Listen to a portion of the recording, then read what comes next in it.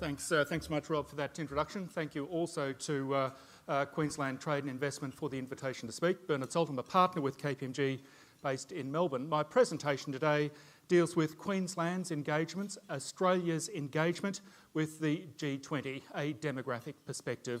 I have a very simple proposition, and that proposition is that there is a fundamental shift in the consumer base of the Australian population, that we are shifting from a European focus, an Anglo focus, to a more Asian focus, if you like.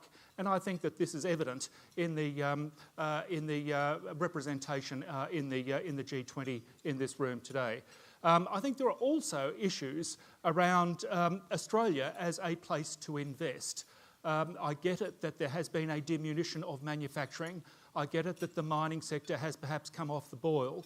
One thing that you can say about Australia that I think distinguishes this nation compared to most other nations, almost every other nation I would say in the G20, is our extraordinary rate of population growth. We are now adding 400,000 people per year to the Australian population. That is more than double the long-term average of barely 200,000.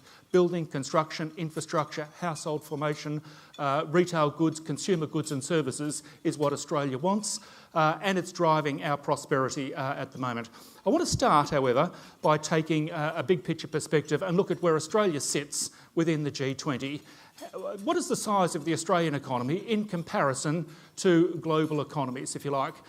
This is a ranking of the 20 largest of the G20 economies at 2013, measured in US dollars, of course. And of course, sitting at the top is the US. Here is an economy of almost $17,000 billion in GDP, in turnover, if you like. Australia comes in at number 12. And that's we're about one-tenth of the US economy, about a tenth of the population and about a tenth of the GDP. But whichever way you look at it, Australia is a middle-ranking power, a middle-ranking economy. It has critical mass. This would be a place to do business. If I am an international retailer sitting in London, Paris or New York, I would say, why not Australia? On these figures, if you like. The second largest economy on the planet and in history is China.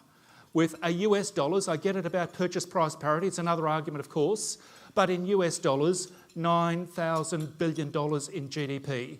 It is roughly half the American economy. In the year 2000, it was one-third the American economy. In the year 1990, it was one-tenth the US economy.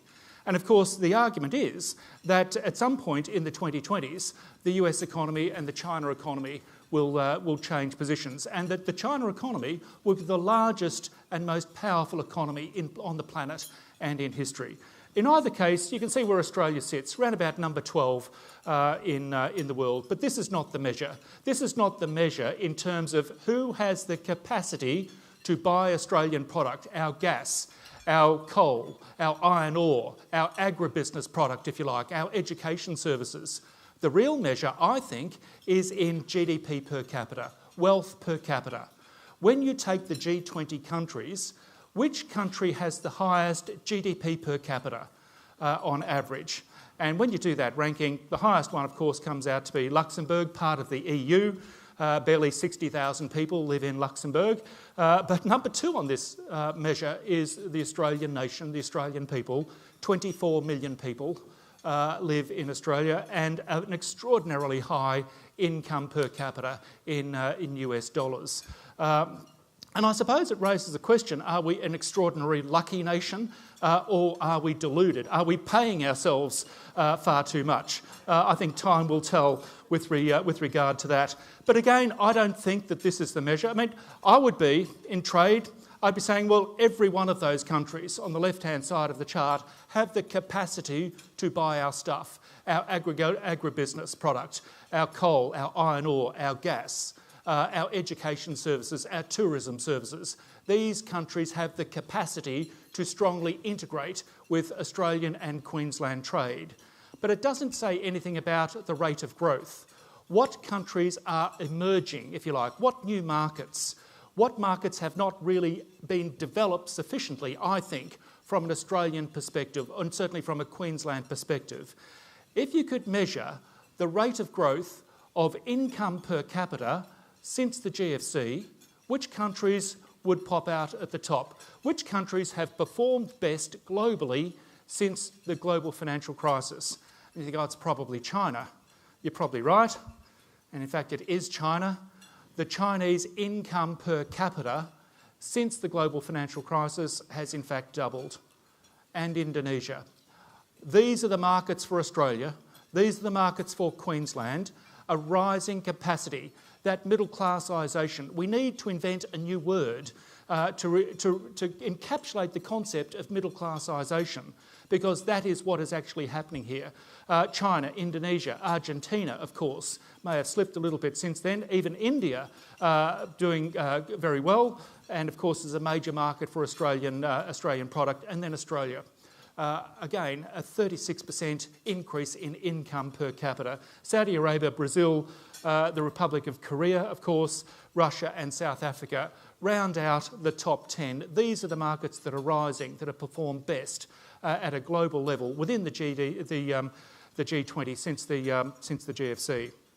Let's have a look at the trade relationship between Australia and the rest of the world. On the left-hand panel is a list of the top 10 countries with which Australia has exported product in 1993. So if you go back 20 years ago, what countries were at the top of that list? And my overall position in demographics is the numbers are boring. Never look at the numbers. I never look at the numbers. It's the story behind the numbers. And when you look at this, yes, Japan is number one. The United States is number two. In fact, you know, there's US, Japan, Australia alliance, sort of all within the family when you think about it. The other point about this is the Japanese market at that time was 3 times the next most important market. All our eggs were in one basket at that time. New Zealand is there at number 4 or number 5 or so. Strong connections and a strong connectivity into Asia. Cast forward 20 years, and of course China is at the top. With $78 billion in export value from Australia. But it is not 3 times the size of number 2. And in actual fact, you would say this is a stronger position for Australia to be in. We have spread our risk. Yes, China is important, but to some extent, certainly so is Japan, those long-term allies, Japan and South Korea. We can't take our eye off the ball in that many respects. In terms of where business is coming from. And if you look at what has increased, India has suddenly popped up as number 4. It raises the question. It raises the question from a state level, from an Australian level, if we were to cast forward to 2033, what countries would be on that list that we haven't even thought of at the moment? And I think that you would probably find a lot of countries represented in this room, probably in Asia, probably driven by a rising powerful force known as the middle classisation, not just of China, but of Indonesia, of maybe Vietnam, maybe of Thailand, maybe of Malaysia, maybe the Philippines. These are the markets I think that Australia should be cultivating and at the same time maintaining existing relationships with our long-term trading partners. On the next chart, I wanted to look at the rise of superpowers in an economic sense. Here is the US economy in GDP from 1982, I think that is on the left, right through to 2013. And you can see the rise of the American economy, and right up to the right-hand side, it's around about $16,000 billion in GDP in turnover. Here is, on the same scale, the Chinese economy. And again, the argument is that if you were to extend those lines at some point in the 2020s, there would be an intersection. There's a very interesting point that I want to make here, and that is that Australia, the only way that 23 million people can hold the resources of an entire continent is if you have the imprimatur of the prevailing world superpower. The Brits in the 19th century, the Americans in the 21st century. I actually think that by the middle of the 21st century, you will find that China is the prevailing world superpower. This will create, I think, some tensions in the region going forward. The other point I wanted to make about this is that how does the USSR or Russia compare on this scale? And if you look at that, over that time frame, at no point during the Cold War did Russia ever get to any more than 10% of the American economy. And we were squared witless of what might flow as a consequence of that.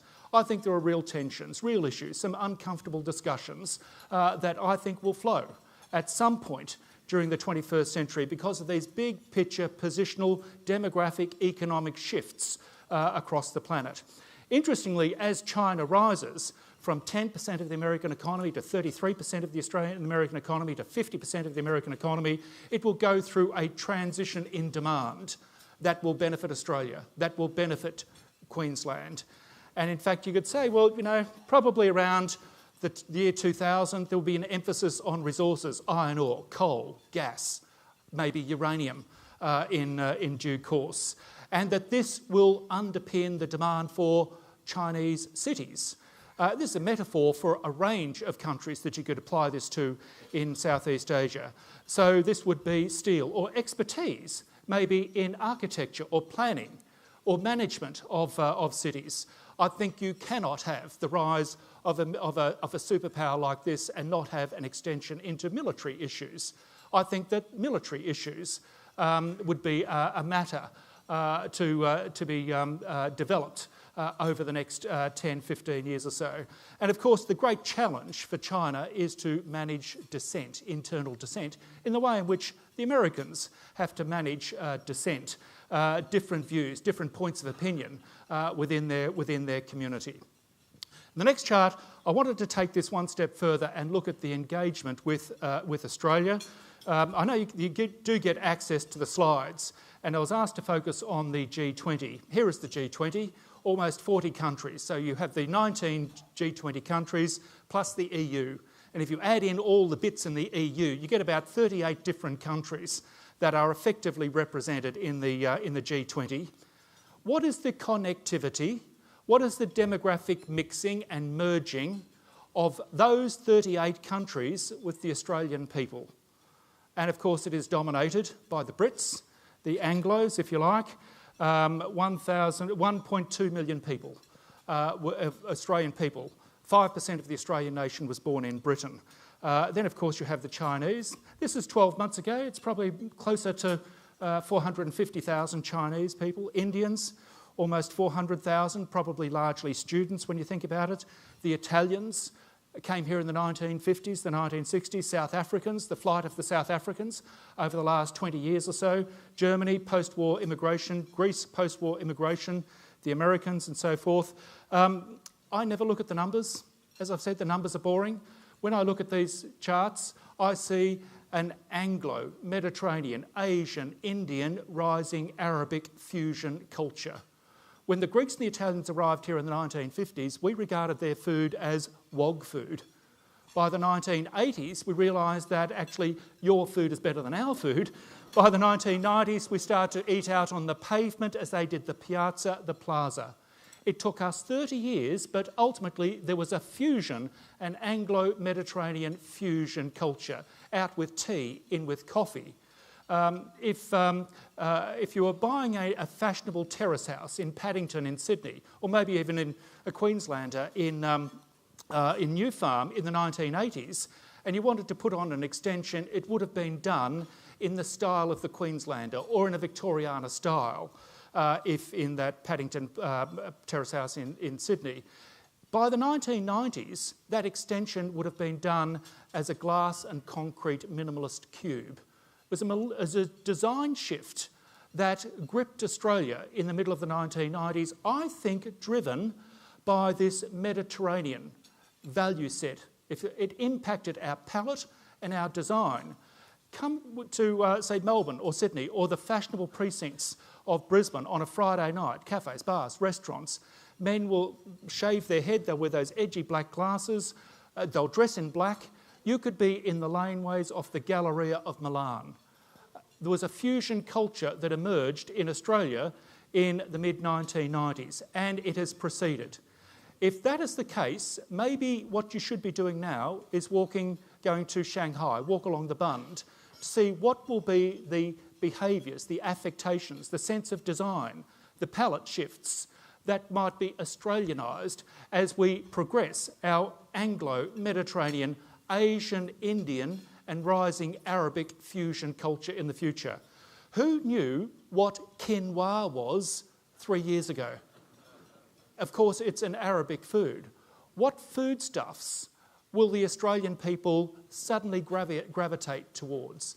I think as a colonial people, we measure social sophistication by the extent to which we embrace these cultures, and it is writ large in these figures.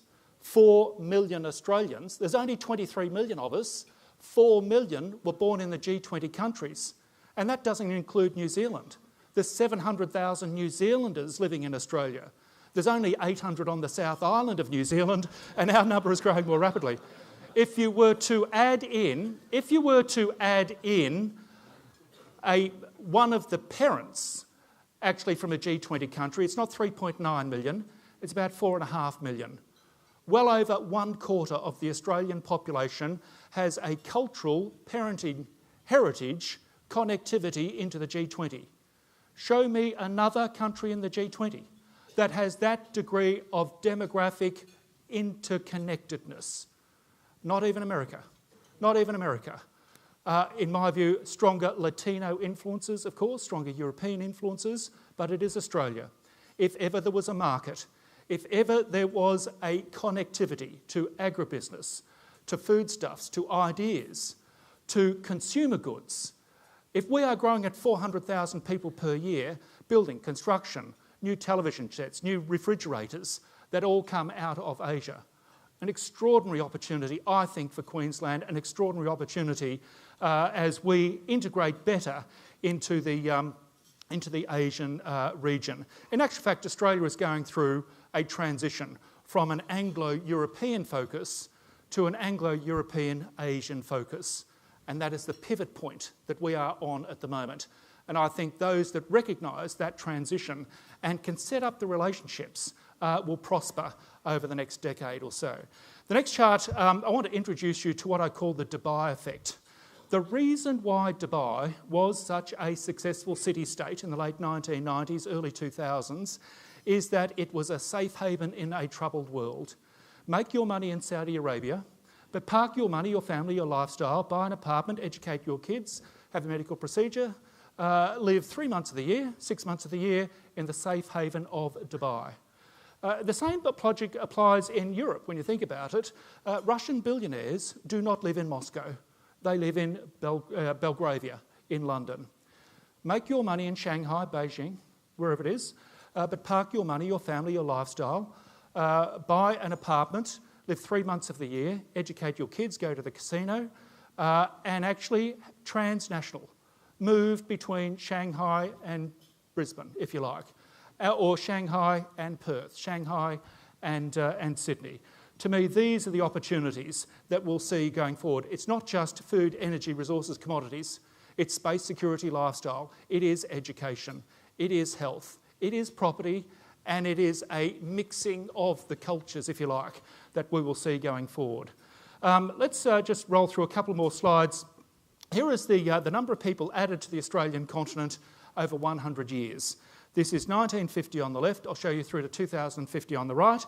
And the figures go up to 2013. It's not the total population added to Australia.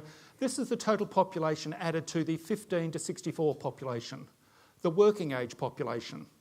Do we not agree that since 1950, the number of people added to the working age population has averaged, let's call it, say, 150,000 per year? We have had to grow our economy by a sufficient amount to accommodate an extra 150,000 people coming into the economy, if you like, buying homes, creating jobs, if you like, taking out loans, caring for people. Here is the next 50 years. And it's steady as she goes. And the reason why it is steady as she goes is because we have lifted our immigration program from 120,000 people per year to 240,000 people per year. If we did not double our rate of immigration, our tax base, our worker base, household formation base would collapse going forward as the baby boomers come out of the workforce. This is a good place to be. This is a good place to be for a generation 12th largest economy on the planet, second richest people on an income per capita basis in the G20, and 5th fastest growing economy, in fact, since the GFC. And here is the demographic outlook. More consumers for consumer products that are manufactured in Asia, if you like. A rising tax base. Yes, we still bicker about there not being enough, but in actual fact, things don't get much better, I would have thought, than in Australia. And the reason why I can say that is I want to show you some other countries in terms of their futures. 100 years, 1950 on the left, 2050 on the right. Here is Japan, and that's up to 1990. And the numbers on the left are huge. You know, it's 1 million, 500,000. So the Japanese working age population increased by 500,000 to 1 million people every year from 1950 to 1990. Here is the next 60 years. So I'm in Japan. I think actually, you know, the worker base, the tax base, the household formation base is starting to collapse. I would then be focused very much on external markets. Global companies based in Japan will dominate the globe. They must in order to survive because their domestic markets are collapsing because of the demographic shift, if you like. There's a demographic fault line that applies to many countries, and it applies to Australia in 2011. Our response was to double our rate of immigration. The Japanese response is, well, you can't double immigration because they don't have that immigration, they don't have the space that we, the lucky country, is absolutely correct for Australia. Let's have a look at a couple of other countries. How about China, the largest country on the planet in terms of population, and you can see that it goes through this demographic fault line in 2017, where the working age population, it's already peaked, it's still growing, but at a reducing rate. And I would argue that that shifts the power of labour. When the rate is rising, then if you don't take that job at $1 a day, then someone else will. But when that rate starts to collapse, then the bargaining power shifts to labour. Maybe China will not be the cheap manufacturing nation in the 2020s and beyond. So managing that transition through the fault line, it's caused by the one-child policy, of course, 1975. It comes back to impact that nation 30 or 40 years later. And then, of course, this one is India. I love this one. If I was looking to sell consumer product into a market that's expanding, if I'm a consulting service selling into governments, preparing infrastructure, these governments have a rising pool of tax. The best time to be Prime Minister of India is just around the top there, because no matter what you do, there's more people pumping into the tax base. More people coming in at 15 than exiting at 65 is a good equation, a good time in history. And that time in history is cresting right now. And it will continue for decades to come. What about the US? Here's the US. And you can see the baby boomers on the left, you can see the Gen Ys on the right, aided by immigration, and then diminishing. The US tax base, yes, it's still going to rise, there's still more workers, but it's not going to rise at the rate that people have been used to over the last 30, 40, 50 years or so. And then, of course, this bounce back in the 2030s, the 2040s, I call that the Latino lift. And that's because the Latino birth rate is 3 times the white birth rate in the US. So the cavalry's coming in the 2030s or so. But the immediate outlook, you would have to say, in terms of the working age population, building, construction, finance, furnishing, home loans, yeah, probably not. Probably not wild expansion in the US. Yes, in China. Yes, in Australia. Yes, in India.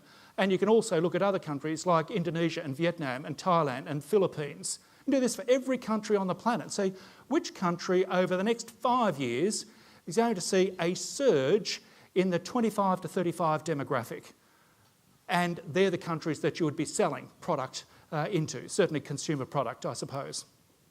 And then finally, I wanted to introduce you to the conclusions, I suppose, to the presentation. Business opportunities in Australia and for Queensland in selling food, energy resources, commodities, lifestyle, education. 23 million people on the Australian continent. At the last census, there were 950,000 engaged in tertiary education, full-time and part-time. We have some of the world's best education facilities here in Australia and certainly in Queensland.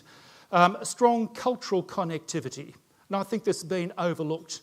In terms of G20 nations, no nation that has a better, deeper connectivity into every aspect of the G20 countries. How can you leverage those relationships, familial, tribal, informal relationships, as well as the trade stuff that you've got to do?